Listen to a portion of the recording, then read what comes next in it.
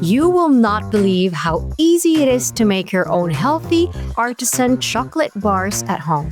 Today, I will be showing you how to make a berry-packed dark chocolate bar that not only looks fancy, but tastes incredible and is secretly packed with the good stuff.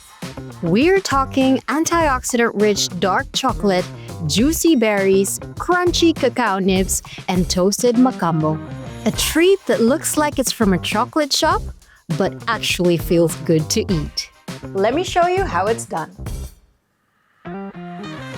First things first, we temper the chocolate. If you want to know how, today's your lucky day because we've got a video tutorial link down below. Now grab your chocolate mold. Place fresh blueberries and raspberries into each cavity. This is what makes these bars special. Every bite has that burst of fresh fruit inside. Now pour the tempered chocolate over the berries, making sure they're fully covered. Give the mold a gentle tap on the counter to release any trapped air bubbles. While the chocolate hasn't fully set yet, sprinkle over your toppings.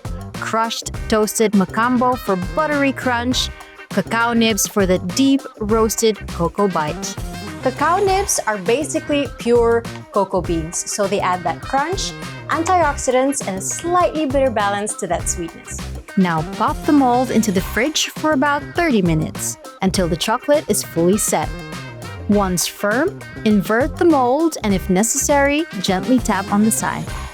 If the chocolate was tempered properly, the bars should release cleanly with a beautiful glossy finish. And voila! Our very own Franui chocolate bar 2.0. Dark chocolate, fresh berries, crunchy cacao nibs, and toasted macambo all in one bite.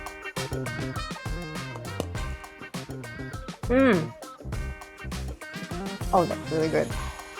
If you try this at home, don't forget to tag us so we can see your creations. What are you waiting for?